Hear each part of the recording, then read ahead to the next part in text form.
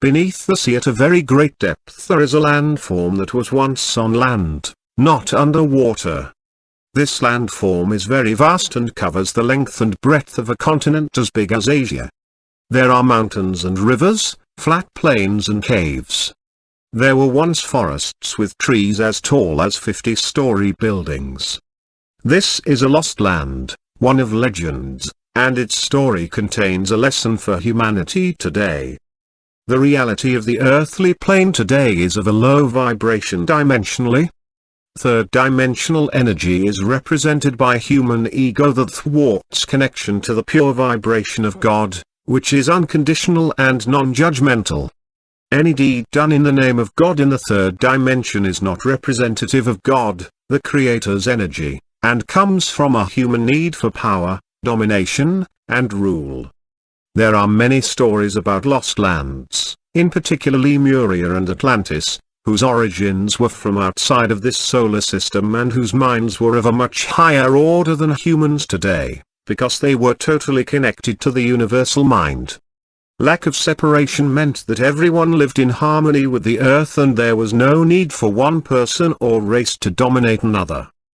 A shift in polarity on earth brought many people in touch with their egos, and this is where the human race became separated from their divine connection to source and stopped listening to their soul speak. There is much information written about the preparedness of Lemurians for this event, and I do not wish to revisit words already written. What I do wish to say has much more to do with the human mind and how it has become distant from the sacred heart, sacred mind, and sacred wisdom that was left behind by the ancients. Becoming reconnected to the sacred wisdom that you already hold may save your planet from tyranny, corruption, and greed. It was always planned for humankind to sink into the denser vibration of ego, however there were many lessons lost by the wayside as that happened. While the ego has potential to lead mankind into evil, as has been the case in spectacular fashion across history, there is also a case for using the ego for good. Having an ego is not a bad trait, nor does it make every person evil, yet the way a person uses their ego and is aware of it is the important part. Ego is the part of the mind that tells you how good or bad you are and how you measure up in comparison to other people. Some people believe that they are better than others and have what is called an inflated ego. Those whose self-worth is low and who believe they are worth nothing are still in ego, as are people who are obsessed with their own weight, looks, wealth, or status in life. Being in ego, per se, is not the issue, it is the actions one takes when one is listening to one's self-talk and how it affects one's interaction with other people. The lessons from the lost lands, that is Atlantis, ancient Egypt, Rome, Greece, and to a lesser extent, Lemuria, are all fairly much the same. Greed and the search for immeasurable power will project one onto a path that is cyclic in nature and devastating in its consequences.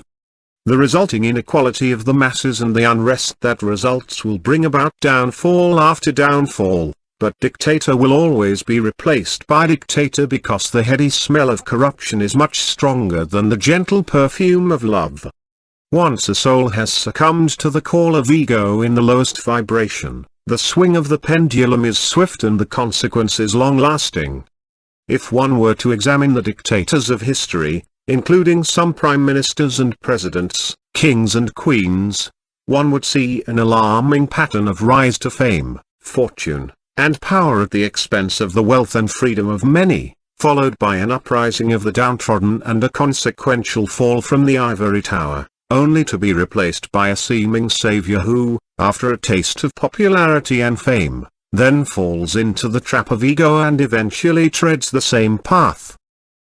Overcoming the human ego's need for recognition and quest for power is difficult in the third dimension, which is why it is so important for people to work hard to rise into a higher dimensional consciousness that will allow them to see the world beyond the scope of their immediate environment and circumstances.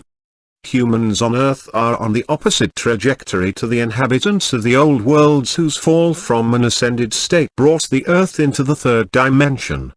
However, Since ascension took place on the 12-12-12, there has been a steady awakening of the human consciousness that is slowly bringing the earth back to oneness. There are many who wish to keep the earth from ascension and, in some areas of the world, they are succeeding to condition the minds of the people through fear and manipulation. However, as all in the universe is one, the light, love, and prayers that lightworkers and the religious faithful are continuously sending are having a powerful effect on Mother Earth's ability to connect to the higher galactic rays of consciousness, which is counteracting the darkness in a multitude of ways. Continue to pray, dear ones, because love is the answer. That is all there is. I am Archangel Michael.